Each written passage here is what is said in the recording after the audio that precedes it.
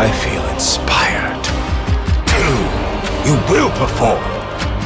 3, how lovely. 4, the show never ends.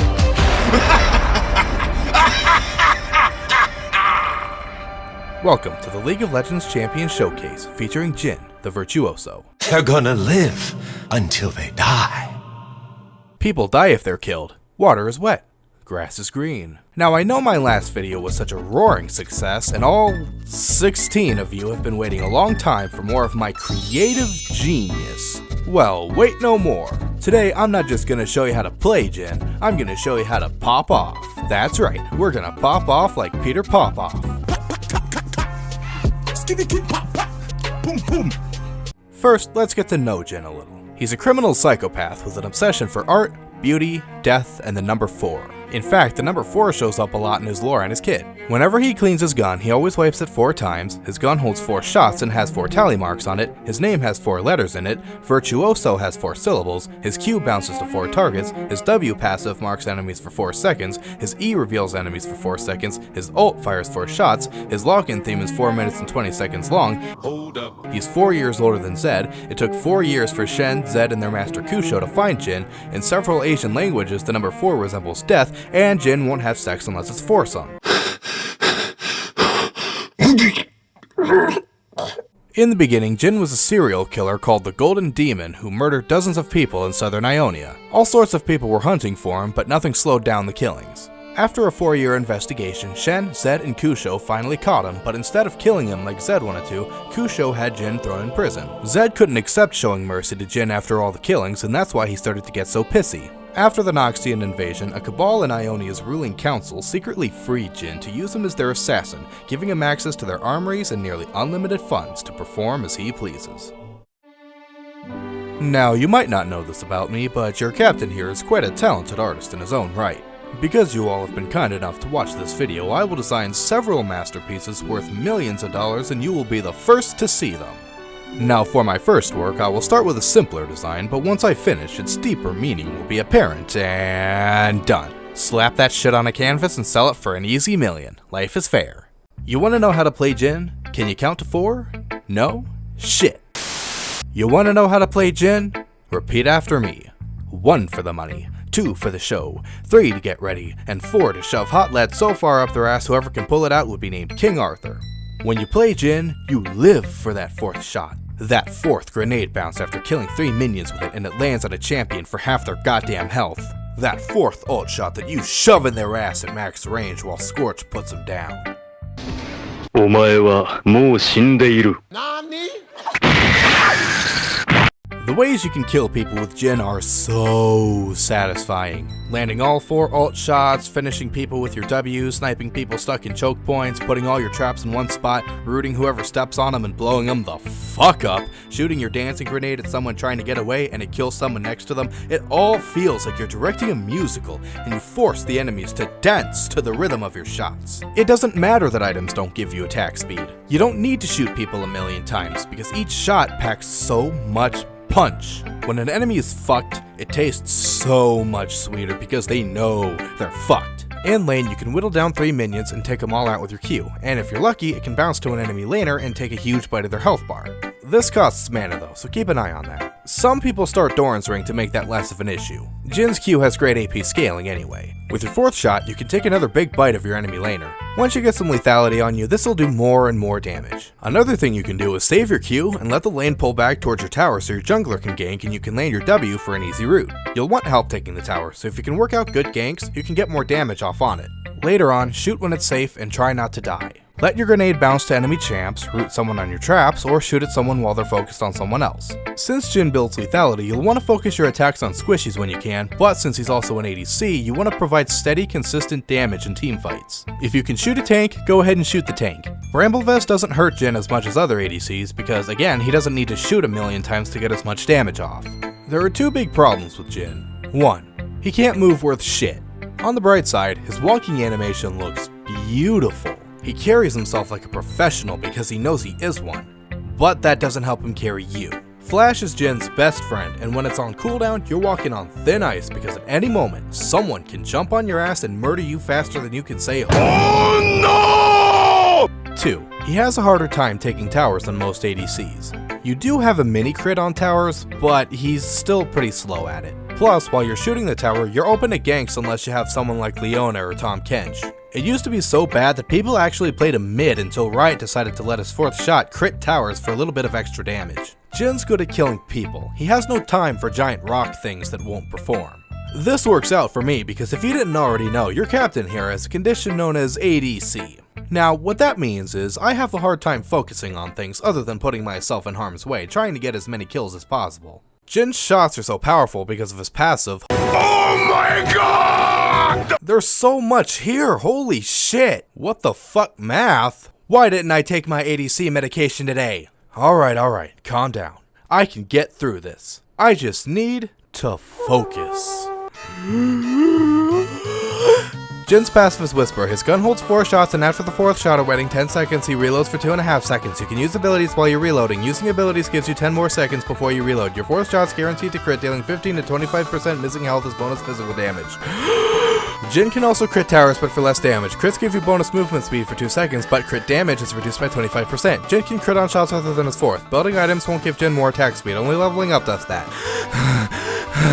Building crit chance and attack speed increases your AD. I hate math, so here's the numbers. Jesus Christ, that's a lot to take in. How do I water all this down? Shoot 4 times, then wait a bit. Items make hit harder, not faster. Crits make go zoom zoom. You didn't come here to do math. You came for beautiful art, and that's what you're gonna get. Now for my next piece, I will attempt something a little more complicated. This time I will be using 2 colors. Again, my message here may be a tad hard to grasp, but that's because it's meant to be interpreted and finished. Put this on a canvas and it'll sell for another million. Easy money. You know, one of these days, Riot's gonna release a champion that can disable passives, and it's gonna turn Jhin into an uncontrollable machine gun monster. Quote me on that. Captain Neckbeard, 2018, you heard it here first. Jin's Q is Dancing Grenade. You shoot a grenade and it bounces off your target to 3 other nearby enemies. What makes it so powerful is that it does 35% more damage with each enemy it kills, so if you kill 3 minions with it and it bounces to an enemy champion, it chunks the shit out of their health bar. This will help you last hit minions that are gonna die during your reload, but it also gives you some dangerous poke if they're not careful. That wasn't so bad. Nice and simple. Easy breezy beautiful cover girl. Your W is Deadly Flourish. When you or an ally damage an enemy champion, or if they step on one of your traps, they're marked for 4 seconds. The active fires a thin, long-range shot that stops at the first enemy champion hit. And when I say long range, I mean long range. As in, something dick. Sniping a marked champion roots them and gives you Whisper's bonus movement speed. This is mainly used to chain crowd control together to give you enough time to kill an enemy, get away from them, or just safely poke them. Later on, it can be a great way to safely root an enemy to get an edge in team fights. Landing it on its own is really hard, so you're going to want a support that has a ton of CC like Thresh. Now if you're like me, an asshole, you can also, secure kills with it. Jin's E is Captive Audience. You lay down a trap, not the fun kind, and they last for 2 minutes. If an enemy steps on one, they're revealed and marked for 4 seconds. They also slow enemies inside by 35% for 2 seconds before going off. Enemy champions take the full damage, but everything else only takes 65%. Enemies that walk inside while it's blooming are also slowed and marked. When you kill an enemy champion, a trap goes off where they died. This ability is good for securing your lane against ganks and trading with champs who like to hide in the bush. The slow helps you land your W so they actually take the damage from the trap. Hey kids, wanna know a magic trick? Lay down a bunch of traps in one spot, bait someone to step on it, root them on it, and watch them disappear. The last thing going through their mind will be, Oh shit! Finally, Jin's ult, Curtain Call, is one of the most satisfying ults in the game, except maybe Galio's. You channel for 10 seconds, take aim in a target direction, and you can fire 4 long-range skill shots that stop at the first champion you hit. Your shots reveal enemies for 2 seconds and slow them by 80% for half a second. You don't have to use all your shots either. If you cancel your ult, you get 10% of the cooldown refunded for each shot you didn't use. Like his passive, you get 4 shots and the 4th one crits. What makes Curtain Call so dangerous is that the damage from each shot scales with percent missing health. The damage you can do with this ult is ridiculous. You can murder squishies trying to run away for ass loads of damage. Hell, even against tanks, you can do a surprising amount of damage with it if they're low enough and you have a last whisper. Some people like to use it near the beginning of team fights to make enemy champions scramble around, but since the damage scales off missing health, you lose too much damage doing that. As the ADC, your job is to do tons of damage in team fights. Jhin's ult is better saved for near the end of team fights so you can get a better balance of damage in that Oh no! factor. Fun fact, since using trinkets doesn't interrupt channels, if you have your Farsight trinket, you can use it while ulting to find someone if you lose sight of them. While I was recording the intro, I noticed something awful about Jhin.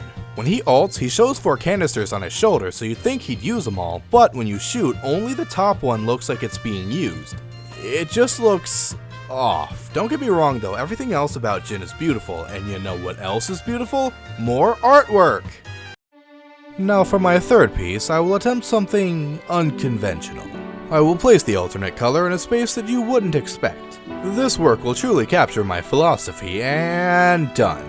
Ladies and gentlemen, this is why your captain here is a celebrated artist and others can only hope to emulate my brilliance. This is the exclusive content that you can only get on this channel.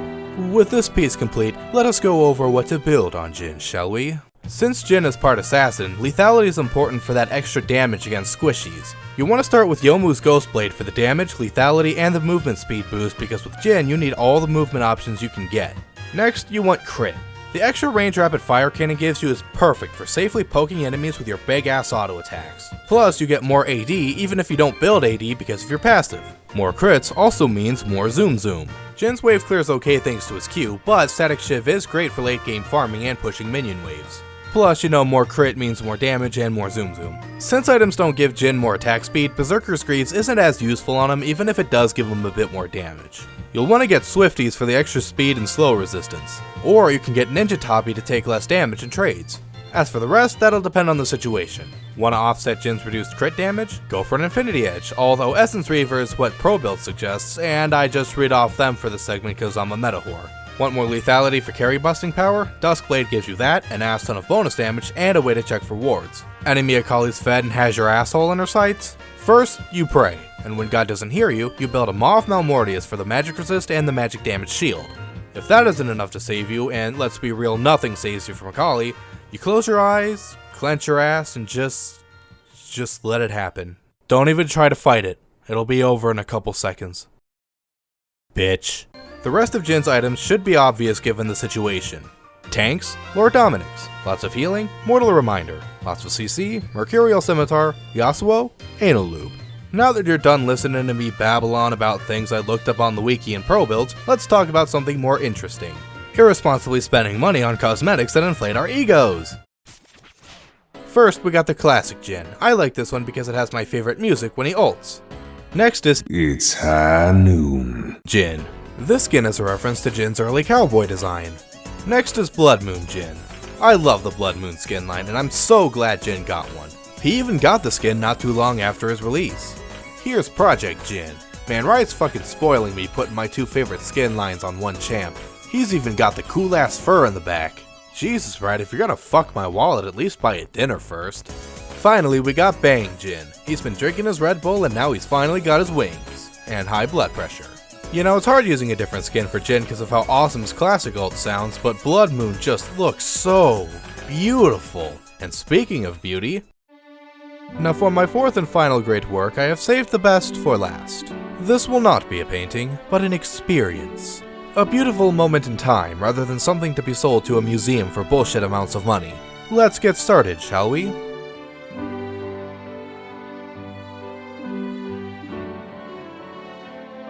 Ah, it's beautiful, isn't it? Truly my magnum opus. What makes this a breathtaking piece is not purely its aesthetic, but the fact that it will be gone forever once I exit the practice tool. Sure, you can see it in this video, but this is merely a record of its existence. The piece itself is gone forever, and I think that's a beautiful representation of our lives. We leave proof of our existence every day, but at any time, we can also cease to be, just as this work of art has. It teaches you to cherish the precious few moments we have, because it can all end in an instant.